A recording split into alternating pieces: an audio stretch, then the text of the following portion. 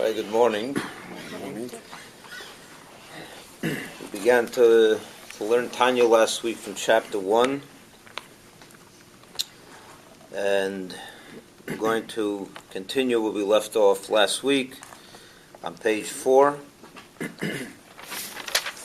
the right column, right in the middle, where it says the explanation of the question raised above. Until here, in chapter 1, the Alter Rebbe explained that among people there are 5 basic categories of people. 2 levels within the righteous category, 2 levels within the sinful category, and 1 the Beinini, which is the middle intermediary category. And he is the hero of the Tanya. He is the person the Tanya is addressing, which is the ordinary person. Everyone can be a Beinini. And he proved that unlike what many people think, that a tzaddik is someone that has more sins than more mitzvahs than sins, and a sinful person has someone who has more sins than mitzvahs, and a Beinini has 50-50. He proved that cannot be the case. And in truth, the Beinini is someone that has absolutely no sins. He doesn't sin at all. Because the moment you sin, you're considered sinful and a rasha. So therefore, the Beinini and the Tzaddik are those 3 categories, the 2 levels of Tzaddik, righteous, and the Beinini are human beings that have absolutely no connection. They don't sin in actuality. So the question then becomes, what exactly is the difference? What is a Beinini and what is a Tzaddik? What is the definition of a Beinini and what's the definition of a Tzaddik? And in Tzaddik alone, righteous, you have 2 levels. Okay? That's what we learned last week, if you remember. Yeah. So the Alter Rebbe now begins a whole lengthy discussion on the anatomy of the spiritual anatomy of the Jew, and of every person, of any person, and by uncovering and dissecting who we are, and what we're made of, and what our origin is, he finally gets to later in chapters 10, 11, and 12. He discusses what is the true Beinini, what is the true sinful person, and what is the true definition of a tzaddik. And this is going to be an interesting journey, and I encourage you to all stick it out and to be back till we get there and beyond. So now he's going to, so we're again on page, in the English it's page 3, on the right column, beginning with the words, the explanation.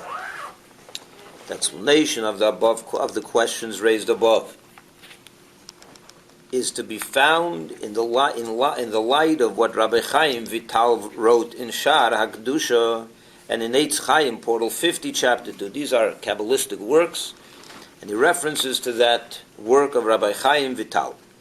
Rabbi Chaim Vital was one of the greatest students, probably the greatest student of the Arizal, of Rabbi Isaac Luria, probably the greatest Kabbalist of all time. And he writes that in every Jew, whether righteous or wicked, are 2 souls. Everyone has 2 souls. As it is written, the neshamis, this is a pasuk in Isaiah, the neshamis, souls in plural, which I have made. And it happens to be that in that verse he's talking about a singular person. He's talking about an individual person, and yet he says, "Uneshamis ani asisi," and souls I have made. That means that in that singular person, in every singular person, there are souls, plural, 2 souls at least, alluding to 2 souls. So every one of us has 2 neshamas. Okay. So that's already a new idea, because most people think we have a neshama and that's it. But he says there's 2 neshamas, 2 souls. And now he describes these two souls, where they come from, their origin, and how they operate. And he starts with I'm going to explain a couple of ideas first outside, and then we will learn it inside. So let me give you an oral explanation for now.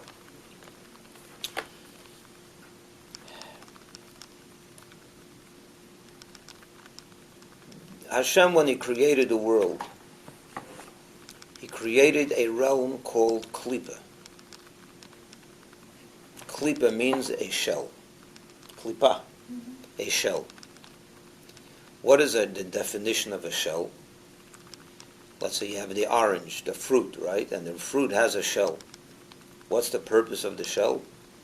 Well, you can say the purpose of the shell is to protect the fruit inside. But the shell also has another function, or another fact about it, which is that it conceals what's behind it, what's under it. When you look at an orange that is still with its peel, with its shell, you have no idea what the orange inside looks like. Is it a good orange, a rotten orange? You don't know. Same with a lot of other things. A shell conceals. A shell conceals. And Hashem created a realm called Klippa that should, with specific intention, that it should conceal His truth, the reality of God. He created such a realm, Klippa, that it should conceal God's reality. Why did He create a realm called Klippa? Why does He want to be concealed? Because when He created the world with a purpose. What was the purpose in creation? That man should reveal godliness in this unholy world. So in order for that to be able to happen, He has to create a world that is not holy and is not godly, in order that we should then make it godly. So He has to create a world that He's not revealed. Because if He's revealed all the time and everywhere, then there's no need for us to reveal Him. He's already revealed. So what He does is He creates a world that conceals Him. And He creates it in such a way where He's concealed completely. And that's our world.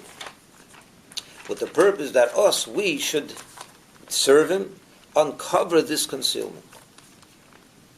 So for that purpose He created what's called Klippa and Sitra Achra. Klippa means the shell, the covering, the concealment. And it's also called in Kabbalistic works, Sitra Achra, the other side.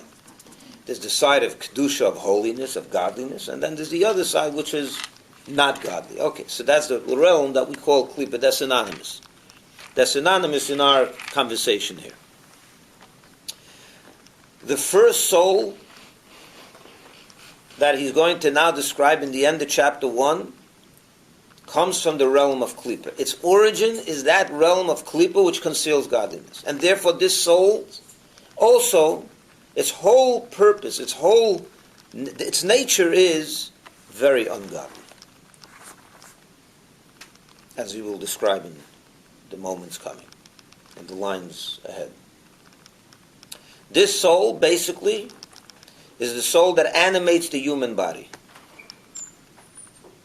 When you say a human being is alive, what does it mean he's alive?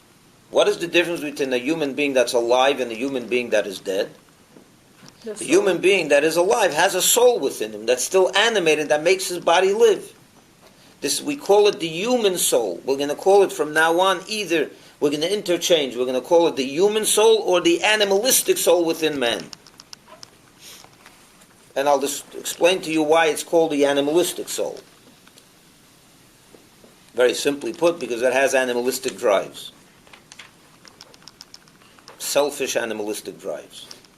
So in the Alter Rebbe's language, it's called the Nefesh HaBahamit, from the Behema, the soul, the animal soul within the Jew, within man.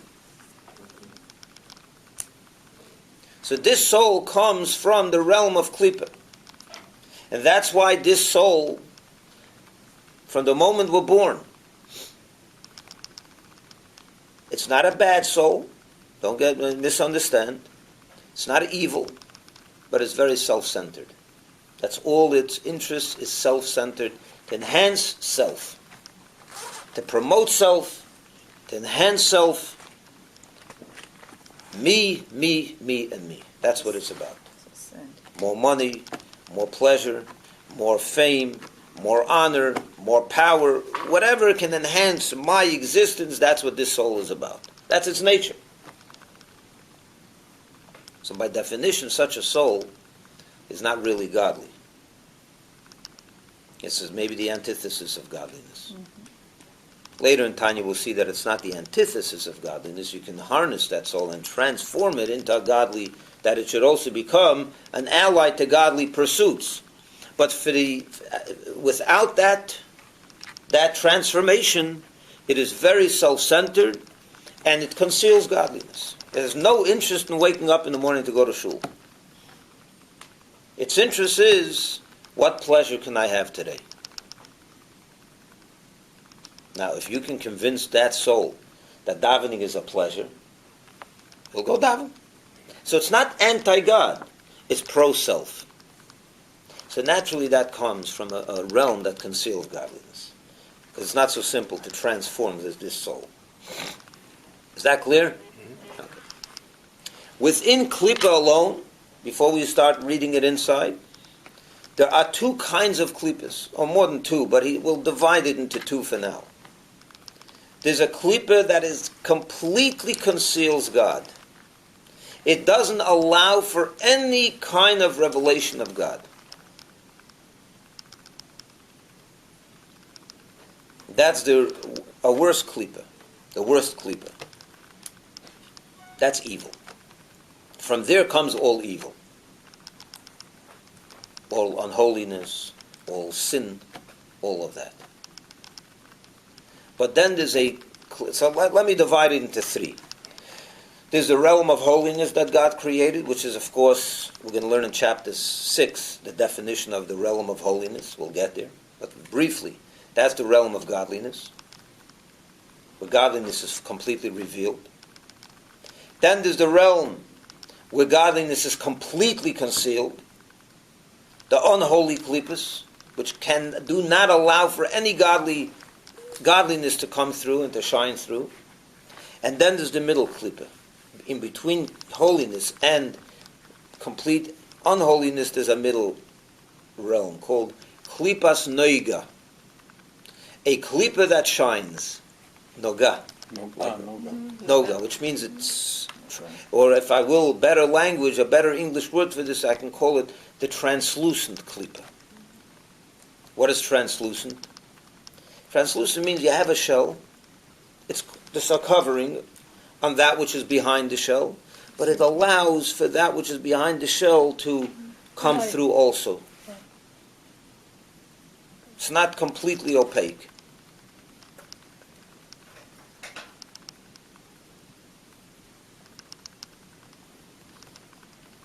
In other words, that's a klippa. I'm going to give you an example in our world so that you understand. A Jew is not allowed to eat something that is not kosher. Right? A pig. You're not allowed to eat pig. You're not allowed to eat pork. So the Alter Rebbe is going to say later in Tanya that pig and all sinful, or everything that's sinful, comes from that realm called the unholy klippa, the one that completely conceals godliness. If this pig cannot reveal godliness. Impossible. You ate breakfast today? Mm-hmm. Yeah. What did you eat? Bread? Yeah. Okay, let's say you ate bread, a cereal, whatever it was. Kosher? Yeah. It was kosher. Okay. Is that a cereal holy? It's not holy. It's cereal. It's not what's holy about it. Film is holy. A mezuzah is holy. A Torah is holy. This room is holy. But cereal is not holy. Is it unholy? No. No. It's the neutral ground. Mm-hmm. When you eat that cereal, and because you ate that cereal, you feel good, you feel healthy, and now you can come to our Torah class. Because you ate that cereal. Had you not eaten, you'd be hungry, you'd not be able to concentrate here. Mm-hmm. So now that you ate that cereal, and that gave you strength to come here and learn, What you have allowed is this klipa. By the way, this cereal is not holy, it's not unholy. It comes from the middle realm. It comes from klipas nega. Its origin is klipas nega. The translucent klipa. What do I mean by translucent? Now that you came to learn Torah, what you did was you allowed for that cereal for godliness to shine through. How? Because you utilized it for a good purpose, for a holy purpose. So godliness is shining through that klipa, that cereal. The cereal has been used in a godly pursuit to give me health so I can go learn Torah. This table, does this come from where? Is this a holy table? No. No, you would. I don't know where this was bought, but let's say it was bought in a furniture store in. I don't even know the last time it was in a furniture store. I forgot the names. Rooms to go. Wherever, rooms to go. This comes from rooms to go. When it was in rooms to go, it was negative. It was unholy. Yeah. It wasn't sinful. It wasn't holy. It was neutral. This comes from klipas nega. What did I do with it? I took it from that rooms to go and I brought it into a synagogue, and we have learning Torah around this table.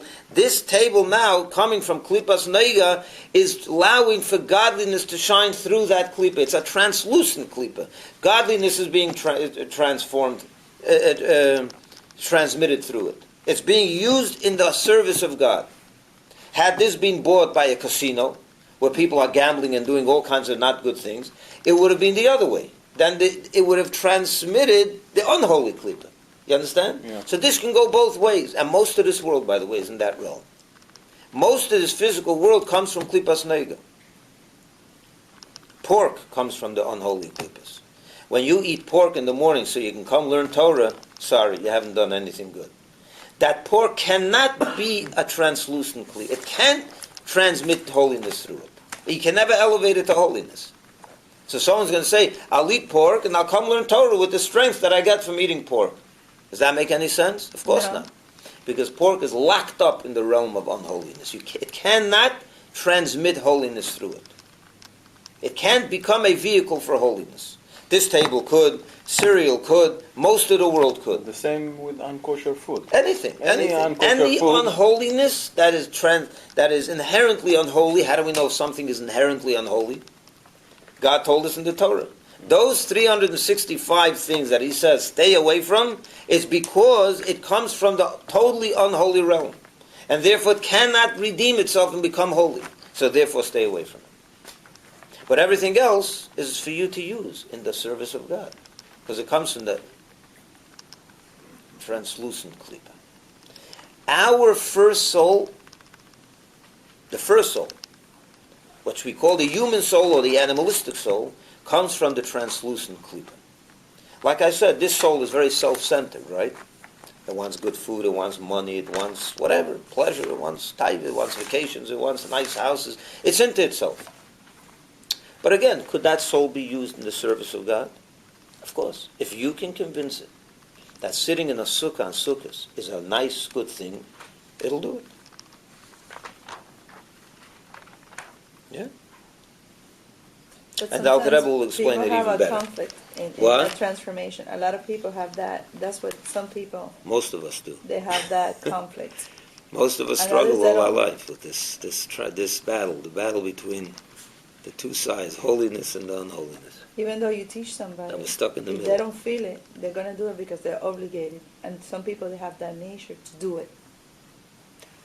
Yes, but some people have a more natural disposition to doing things that are better, and some people are created a little differently. That Alter Rebbe will discuss all that.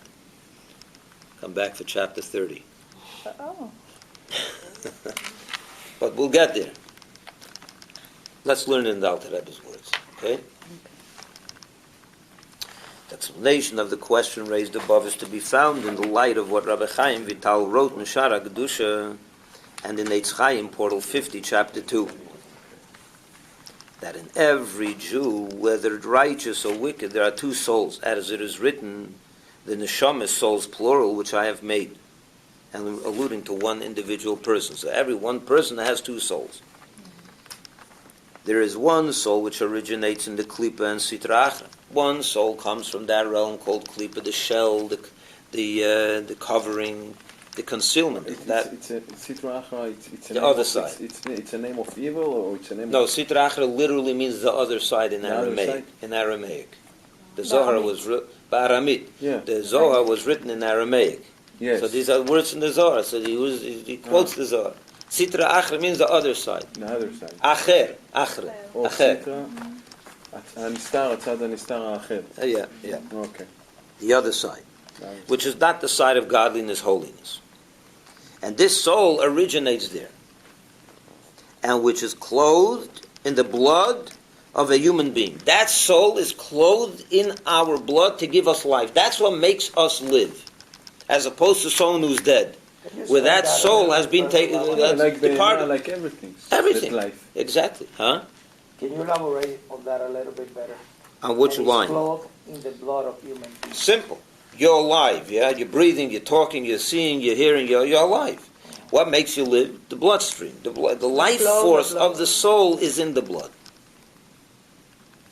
The blood goes to your brain, the blood goes through your heart, the blood goes through your whole body. That's where the life force of the human What being would it is. say? And it's clothed. A clothed means it's like... Inside. You're enclosed in your shirt.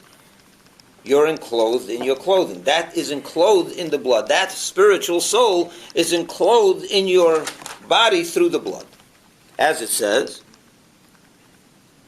as is written, for the life of the flesh is in the blood. The life of the flesh, the nefesh, hachayunit, that life-giving soul is in your blood. And that's what makes your whole life, that's what makes you live. As opposed to someone who, God forbid, is not alive. That soul departed him. He no longer has it. So the life for that person simply what makes you live. An animal also has a soul. A different kind, obviously. So that meant that he don't have this neshama, but he has the other neshama. That's what we're talking about now, the human soul.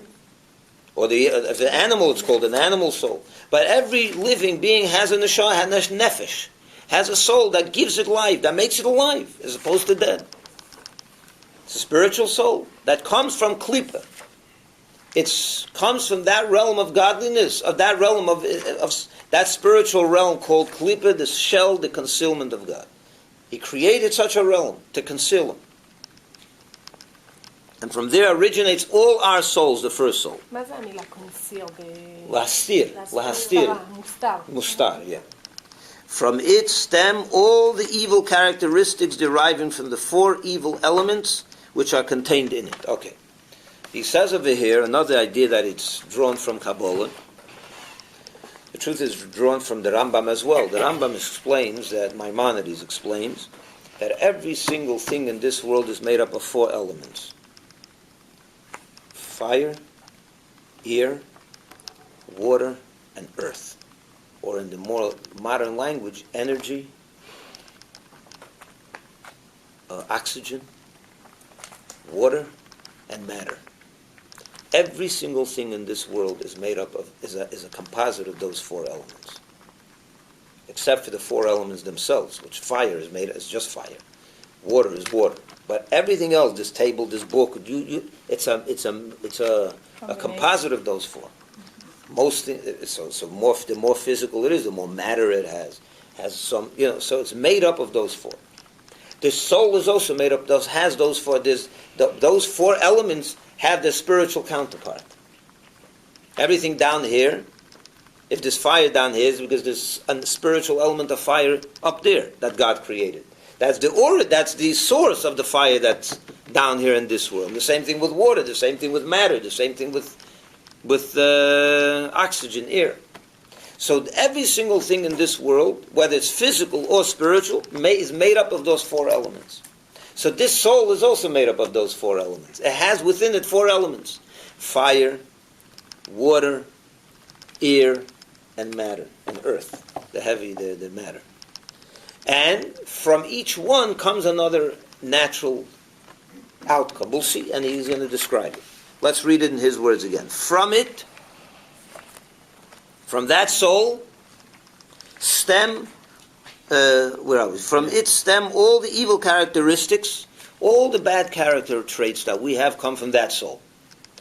And more specifically, they deriving from the four evil elements which are contained in it. He's considering this soul as evil for now.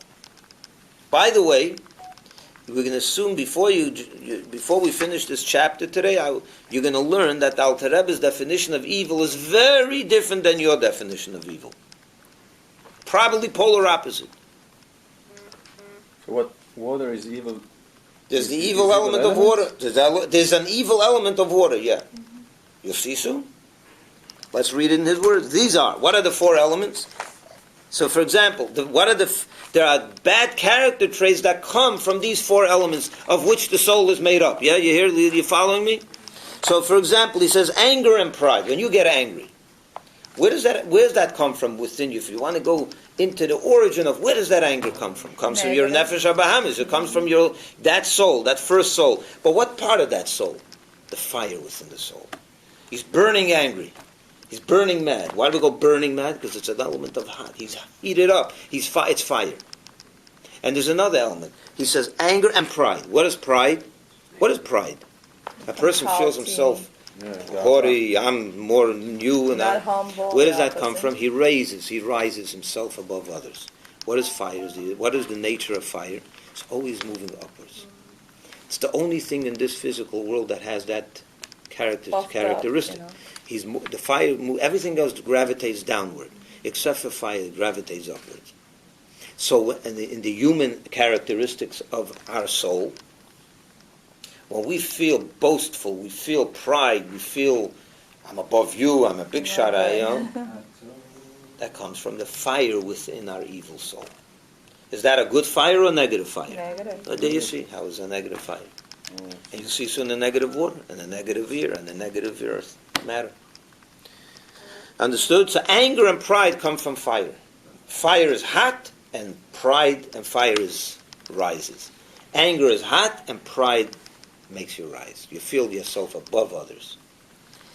Which emanate from the element of fire. Good. The nature of which is to rise upward, right? That's the nature of fire. The appetite for pleasures, and we know that soul has one big appetite for pleasures, right? Whether it's food or entertainment or whatever. That's what this soul is about. It wants entertainment, it wants the pleasure. You work all day long to get money. Why? So you can buy pleasures. You can buy good things. You can buy things to feed that ego, that animalistic side within you. Where does those pleasures come from? So let's take a look at the physical world. Where does all physical pleasure come from? So what? We need to suffer to be holy? No, not at all. Absolutely no. You're going to see soon that. There's people who suffer. Let's not jump ahead of ourselves. Let's talk about this first. Where does all physical pleasures come from in this world? Food. The pleasures of food come from water. Water produces all food. Right. That's the source of all pleasurable foods. But water is a life too. What? I'm not saying that all water is bad. There's certain things when a pleasure becomes a source of self-centeredness, it's not good. You'll see that. That's what I'm saying. The Alter Rebbe's definition of evil is not your definition of evil. And let me spend a few minutes on that. Because it's important, because I see you getting stuck over here. In the Alter Rebbe's language, there are three levels.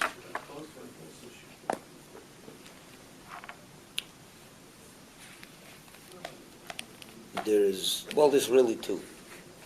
Good means God equals godly, and bad, evil equals selfish. That's what it is. It's not that you killed someone so you're evil. You went out for kosher pizza. You went out for Saturday night for kosher pizza. But the only reason you did it was to feed your stomach because you liked the taste of pizza. You had no godly intent whatsoever. Did you do something wrong? No. Nothing wrong with that. But it's kosher. What could be wrong? If it was not kosher, then it's wrong. I get it. But kosher pizza, you went out for Friday and the Saturday night, when you're allowed to go out to a pizza store, and you're allowed to eat kosher pizza, there's nothing wrong. But if it was self-centered, evil. That is the definition of evil in the Tanya. Evil doesn't mean you went into Publix and you shoplifted, or you insulted someone in public, or you hurt someone. Evil means you're not godly, you're self-centered. That's the definition of evil in the Tanya. Egoistical. That's it.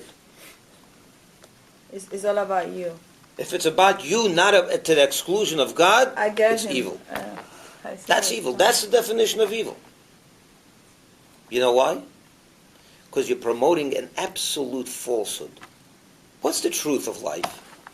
What is the truth? The be ultimate truth. God. Hashem Echad. That God is it. There's only God. The true existence is God. And we're only there as a as an extension of Hashem. The minute we set aside, we separate ourselves, and we focus on our self-centered pursuits and goals to the exclusion of God, you're promoting an absolute falsehood. Can you define what he's saying? Sometimes when you're suffering, you feel you're more in contact with God, or I don't know if that's That's true. what Well, he was saying. I don't think, no, You look for God. according to the Tanya, you don't have to suffer to be godly. Absolutely not. No. But can You have to be focused on God. That's it. can So go suffer, out, you if you become want to eat focused. pizza, gesundheit, go eat So pizza. what about you? But why are Yeah, you doing it? yeah. If it's Want all God, about your palate and your stomach and your pleasure and it's self-centered. That's the ultimate falsehood. In other words, you're giving your own existence importance. And you shouldn't be doing that. Got it. The only existence you should give importance is the truth. But The that- true existence, which is God. That almost becomes Almost an impossible thing. yeah, because when You're right. you ask You're for God's help, You're right. You get There's nothing closer to wrong. him. When you're asking for God's help, there's nothing wrong with that. When you want God to give you parnasa, good livelihood, good children, a good physical health, there's nothing wrong with that. That's not self-centered. It depends what you're going to do with that health. It depends what you're going to do with that livelihood. If you're going to ask Him, give me good livelihood so I can serve you better, that's God-centered. If it's about self-centered, it's not good. But there's Why is it people not who good? One second. self-inflict pain. That's not good. That's a terrible thing. That's about Well, let you. me explain this a minute. You have to understand, in the ultimate truth, there's only God. We're only an extension and here to serve God. That's why He created us. Amen. The minute we step aside and give importance to our own existence to the exclusion of God, you're promulgating an unbelievable falsehood. Very well. And that's evil. So to go to Because eat what pizza, you're saying is, I am To important go to eat to the pizza exclusion in of order God. To be healthy and to serve God, it's okay. But if you go for yourself, If you're self-centered when you do it, How to the would serve exclusion, God by to eating to kosher be, pizza? you want to be healthy. You have to eat dinner. God If wants you you're to be sick. healthy. If you're sick, you're not going to be able to serve God. How many sick people serve God? Very few. People in the hospital can't put on film, they can't learn, they can't daven, they can't do anything. Sadly. So it's very good to be healthy. So part of being healthy, and then I'll give you something else. Sometimes, in order to foster good relationships with your wife, with your spouse, it's good to go out and spend some time with It's each not other. about you. That's not a bad thing. That's a good thing, because God wants shalom bayis. Shalom bayit. That's a mitzvah. Shalom bayit is a good thing. So you have to, this becomes a very interesting take you out tonight. when you go to eat pizza on Saturday night, yeah. kosher pizza, I mean, what is in your mind? That you serve your body in order to in order Obviously. to serve God? It could be. It can't be. You can't see that. So do you have to, with You don't every think bite, about do you it. have We eat no, no. without thinking. So you're worrying, like, I understand where you're coming from. So do I have to think when every bite I take out of that slice of Yeah, pizza, that's okay, basically what my part of question. this food is going to be serving God? No, you don't have to Because do that. sometimes You don't have to do that. we don't need to we say eat. bracha You don't- before the ochel. But So- we eat for pleasure. We So don't if need it's to a eat. pleasure and it's not, then it's self-centered. Then it's self-centered. Let's not fool ourselves. That's Then what? it's self-centered. It's So- about you. Has So nothing to do excuse with me. God. So if I have nice belly here, That's not good. that's it's not good. No, there's nothing wrong with a nice belly. What's wrong might have an is, illness. what's wrong is No. self-centered. That's the only word you have to understand. And that's up to you now But to, I think about myself if it's only. about you or to the exclusion of God. Yeah. To the exclusion of God. Because what you're doing is you're basically saying, I'm important now, even though I'm not part of God's reality. This act, you're setting us, you're promulgating you're making a statement that right now my palate, my pleasure is more important than the truth, which is God. And that's why I'm going to put God aside and take care of my own needs to the exclusion of God. It's the ultimate falsehood. It's the ultimate falsehood. You exist. You're an important existence. Because He wants you. The only reason you're important is because you can serve God. The minute you put yourself aside from that, you ran into the realm of Klippa. Now you're sucked into the realm of the unholy side. And that's evil. So it's a different definition. Evil doesn't mean you did a sin. Yeah. That's obviously terrible. Yeah. That's a given. The Alter Rebbe is taking us a whole new level of serving God. So even one sin like that, you are not Beinon. But it's not a sin. It's just the way. It's not a sin, but it's But you unholy. need to change the meaning But of the Alter everything Rebbe you do. calls that evil. Evil Because it's character. untrue, Benoni because it's a is very falsehood. hard to be a Because Benoni. you're promoting an absolute falsehood. I am important. You're not. That's a lie. You're not important. Or You're nothing. only important if you serve Hashem, if you're part of Hashem's reality. Because there's only one true reality in this world. Almighty. It's God. So if you're part of that reality, then you're great. That's Kedusha. That's holiness. If you're not part of that reality, you set yourself aside. And let me be very honest, this is an incredible, it's a tall order. A Beinoni is a very difficult level to reach, but you could. And don't get discouraged. Let's go through a few chapters and I'll explain to you how every one of us can be a Beinoni sometimes. Sometimes. We'll get there. Don't be discouraged by this. But it's better than none. Yeah, Is it not like- arguing, but sometimes How do you it's very classify hard all about? the You said time. like an equilibrium. A Beinoni? Yes, At the it's- intermediary level. He You never balance. sins. You But balance. and So we there's don't no know yet Beinoni what a But it Beinoni says is. you have to have. We don't know what a balance Beinoni between is good yet. deeds and Because a tzaddik also never No, you sins. just So what's said the one difference? sin, you are not Beinoni. You're not a Beinoni, right? So there's Very no difficult sometimes. thing Either not to you do. Beinoni and you do Right, only... that's true. A pure Beinoni is someone that's always a Beinoni. Yeah. A real Beinoni. We can be a Benoni Oh, sometimes. so there is real Beinoni and not real Beinoni? We'll see soon. We'll see soon. Okay, Let's not run ahead of us. You're a partial Benoni. All right, let's A go. part-time Benoni. From the element of water. For water makes to grow all kinds of enjoyment. Now, frivolity and scoffing. When you talk stam, you're sitting down on your couch and you're talking about whatever. Yeah. The weather, baseball, sports, silly things that have no purpose. Or scoffing, you're laughing at something. It's just that type of talk. Significant. Boasting and idle talk. From the element of ear. What's ear? Ear has no substance. What's ear? No Has no machine. substance. Yeah, Yeah, it has no substance. This frivolity has no substance to it. It's a waste. It's nothing. So it comes from that element within your animal soul, your human soul, that is ear, because it's substanceless. Substanceless. Okay. And then sloth and melancholy, atzavut, depression, heaviness. What's a person who's depressed? Take a look at someone who's depressed. He can't get up in the morning. He's heavy. It's like earth. That's the element of earth within the human being. The matter is heavy. Earth is heavy. Right? So these four elements come from the Nephilim, this first soul, and from those four elements come all the negative characteristics. Clear? Mm-hmm. Understood, yeah? Mm-hmm. Now, he continues.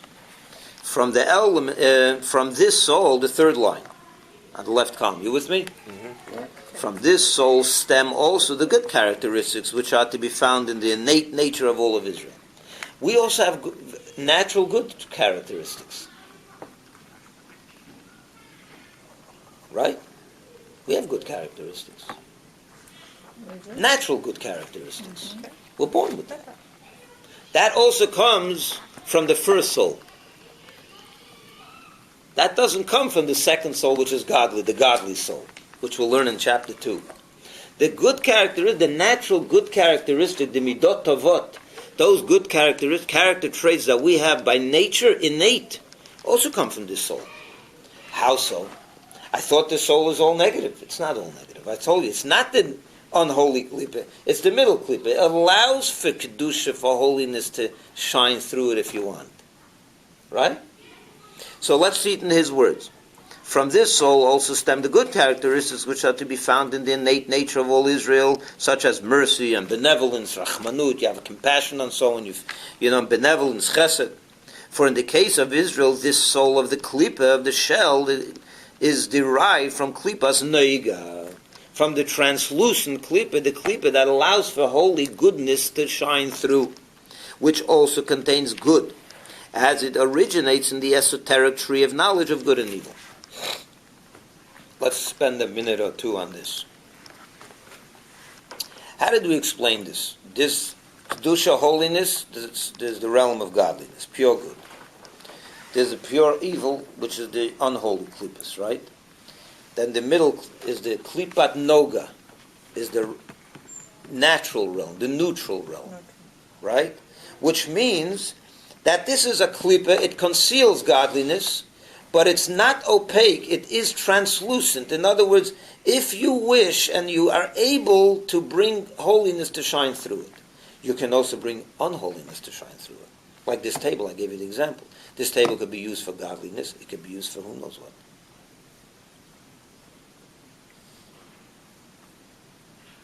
So when you use it for godliness, when you look at this table, do you see godliness? You don't see godliness. It's still klipa. It's klipa. It's still you don't see the spark of God that is in this table and that is in this creation, giving it life. You don't see it. So it's shelling, it's concealing, it's covering the godliness that's within this. You have to remember, every single creation has a spark of God, the koach haboreh, the power, the spark of God that creates it. And it's always in every creation. It's just that we don't see it. Because this physical world comes from the realm of klipa. Right? So it covers it. But when you bring it into a holy environment, when you use it for good things, you uncover it becomes, what happens is, the holiness begins to shine through it, because it has the ability to have holiness shine through this. It also has the ability to have the very unholiness to shine through it. But when you do good things with it, you're bringing it into the realm of holiness. Does the good flush out the bad? And does the bad flush out the good? No, because tomorrow if you take this... Does it always stay there? No, if you want to, this can be taken out of this room tomorrow and brought to a casino to play poker on it. And then you schlepped it into the realm of unholiness.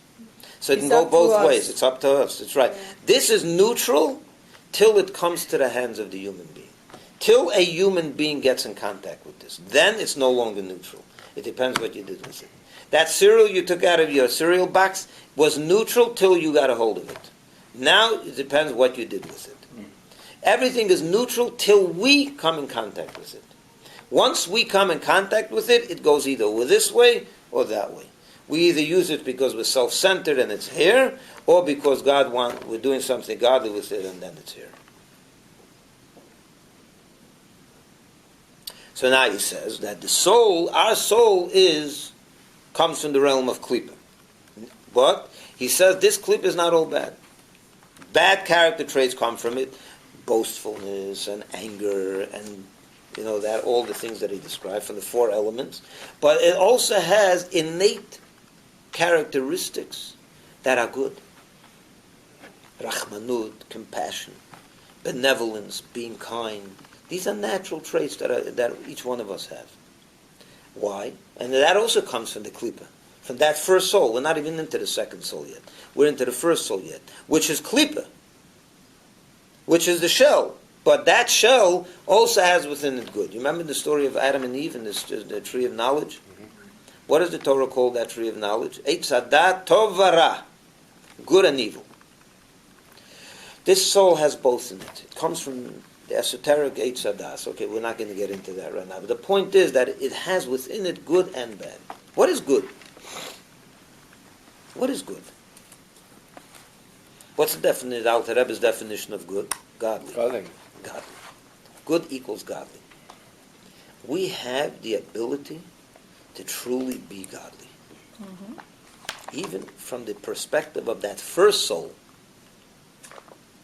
Right? That soul that is human by us has the ability to be pure godliness. So that's how you sanctify God's name. when you do a good deed among Because we'll see soon when we have another soul also, so they work together. But we'll get there. But I'm saying just this first soul has within it not only evil elements, it also has good character traits by nature, and good means godly.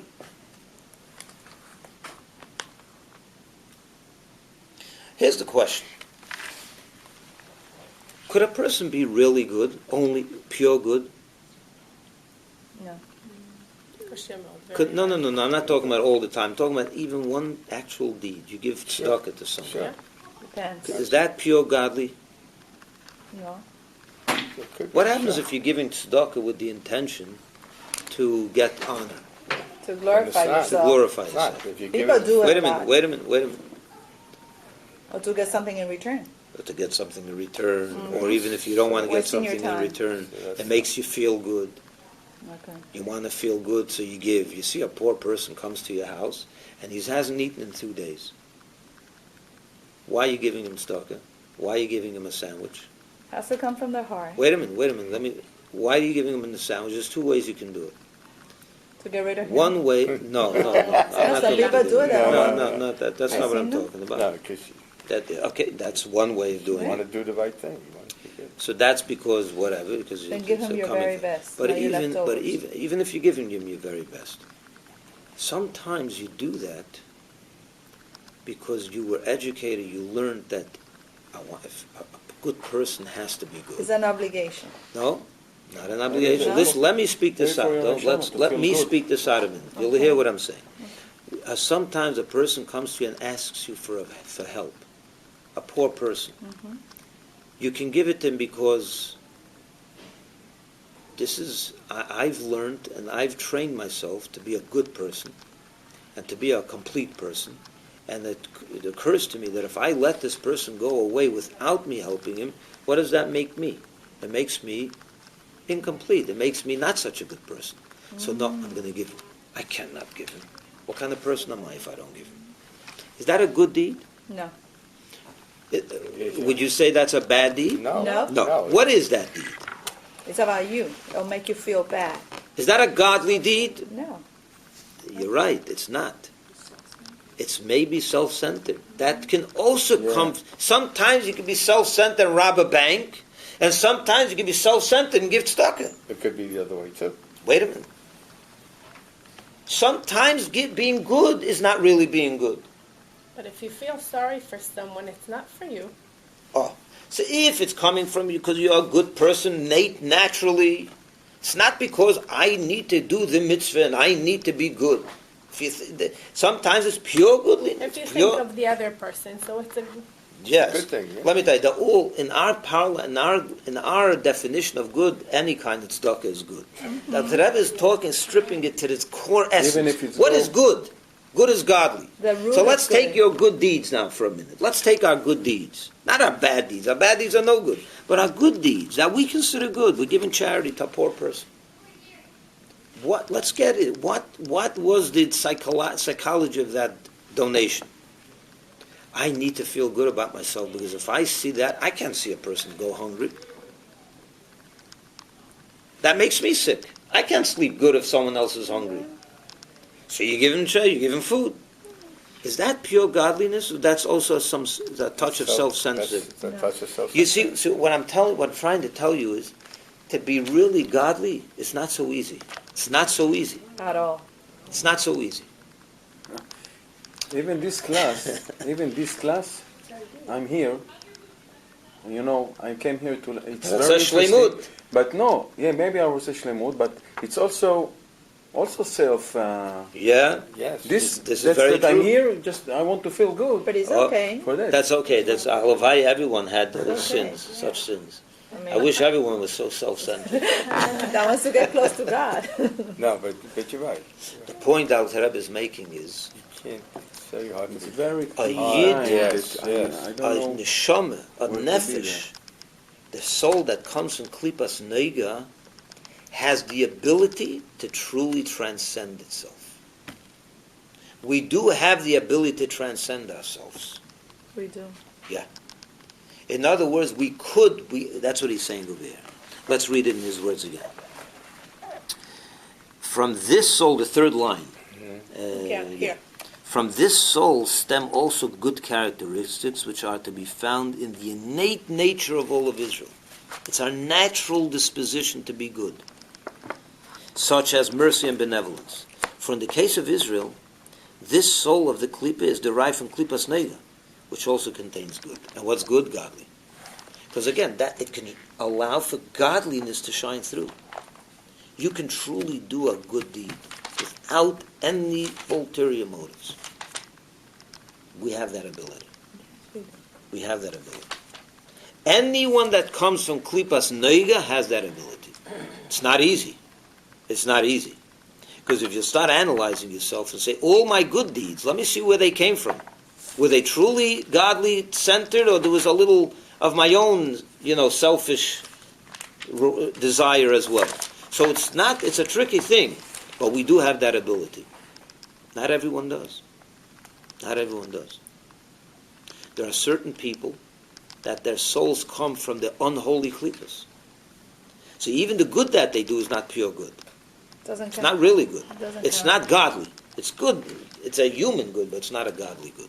They're not doing it because of God. They're doing it because Or they expect something out of it. Either they'll expect something back, or they expect to feel good. It's a good feeling, For and sure. so on and so. There's some people that they have to give charity every day for their own Purpose. satisfaction. And if there's no one that needs it, they're upset.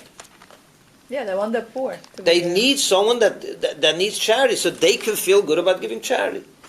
That's not Yes, godly. if you That's give not it with godly. pride. That's not godly. It's not bad. But It's a lot worse. But it can be could very be worse. punishable But by God. no, I'm not. I don't know if that's punishable. Listen. If you brag about it. Not brag. I'm not So talking if about you brag. feel a need to give charity every day to a person that is in need, Yeah, and Okay. suddenly one day you haven't found anyone in need because no one is in need. You feel bad. terrible. So is that a good thing or is that a bad To thing? me, it's a good thing. No, it's bad. What's a good Bad, thing? Because sometimes Sometimes what? if I'm out on the streets Your Yeah. thing is different. and I see somebody under a bridge, 100%. Then you should give. and that person comes to me in a wheelchair, Yeah, missing two legs, right. sometimes I don't give them charity because I know they're going to go for drugs and all That's these things. something else. I'm talking about Okay, but let's someone talk. really needs. I'm under a bridge, Yeah. and I had taken that same person on wheelchair to Kentucky Fried Chicken, Yeah. and said, "Given everything I got, here's $20." I feel good about You've it. done a I feel good deed. excellent about That's it. very good. Sometimes I don't find anybody, and I say, I feel bad about it.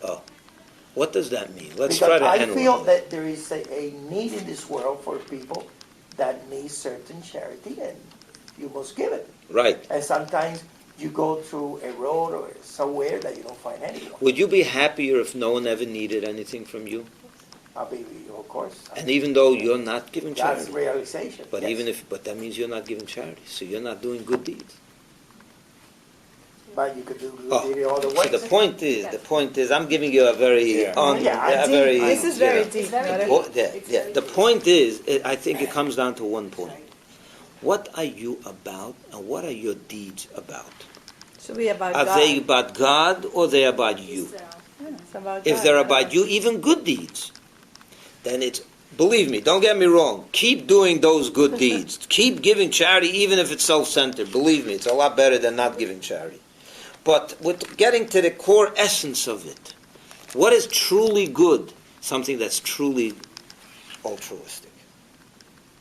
The Alter Rebbe's definition of good is pure, is I'm godly. 100% in It's accordance godly. with his definition. It's godly. 100%. If it serves your ego, It's not godly. it's not pure good anymore. But It's not pure good. Now that's not easy. It's not easy. Every good deed serves my ego. What am I supposed to do But about don't it? know. But it's Always have easy to to think. transform it. Don't get the credit. No, but when you somebody don't says always- thank you, don't thank me. Thank God. He's telling me to give it to you. I'll give you a better example. You want an example of pure good? People that have money get called all the time for charity. That's just the way it is. That's the way this world is. You have money, you're going to get calls from people that need it. Who are they going to call? People that don't have. They're going to call the people that have. So they look online. Who has, this person? What business does he have? Oh, he's got money. Hello, I need your charity. I'm already All right. to this foundation. So you how can I give. give you? So you give. So you give. You get a second call. You give again. You get a third call. In one day, you got 10 calls. You're getting sick and tired already. How much? I'm not giving. You say, no, I'm not giving. I can't give. That's it. Okay.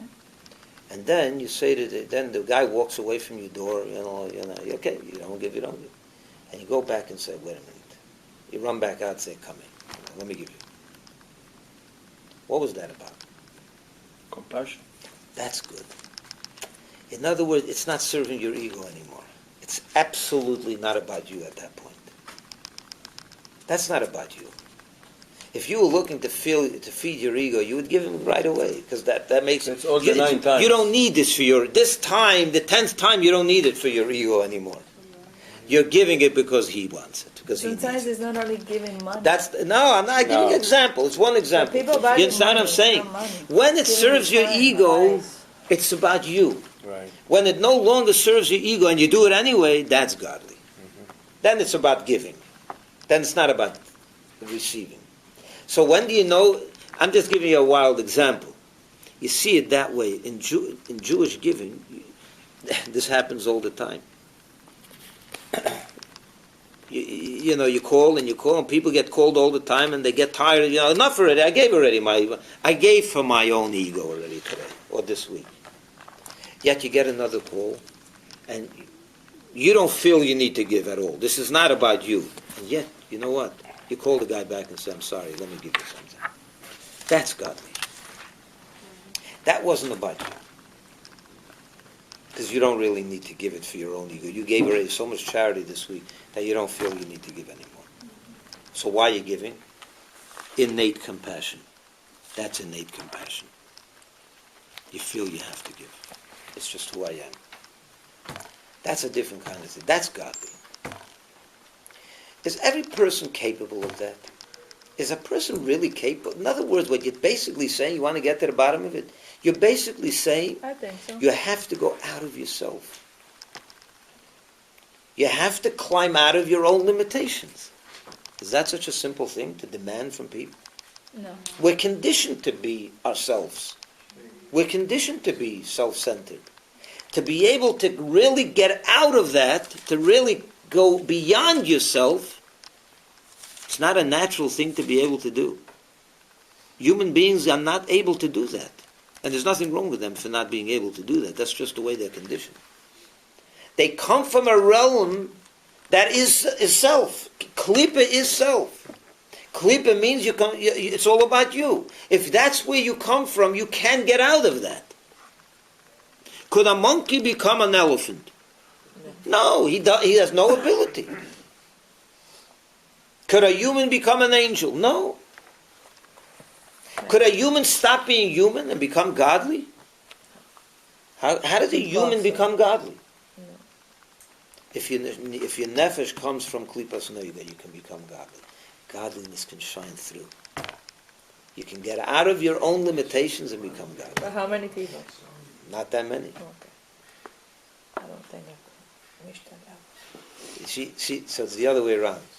Alter Rebbe is saying, does a human being really have the ability to be godly, good, really good? Not so simple. But it's hard. Not so simple. Some people don't have that ability. They can do nice things. Yes. Sure, they can do nice things, but it's going to have a touch of self-promotion.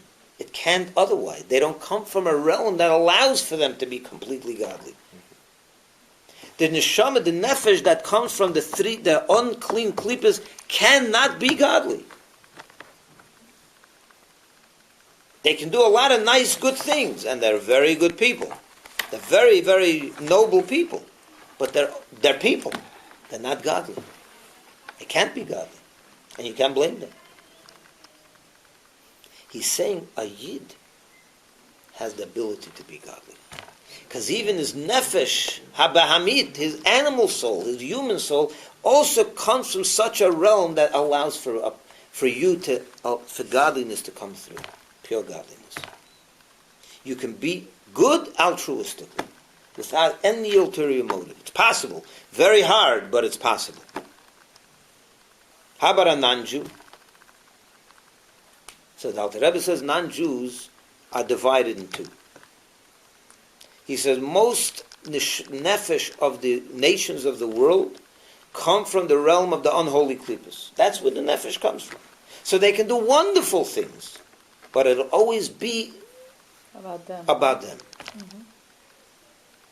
Not in a gross way, not in a, they're not looking to be put on a pedestal, but there's always a sense that this feeds my ego, not my ego in a negative way. It feeds, it feels good. It's about, I love this is what I want to do, this because this brings out my own completion and my own shleimut, I wish every human being was like that, to be honest with you. That they all did good things with a little ulterior motive. You want to finish the chapter or wait for next week? Yeah, let's read the last few words. The souls of the nations of the world, however, emanate from the other unclean klippas which contain no good whatsoever. Good meaning godly.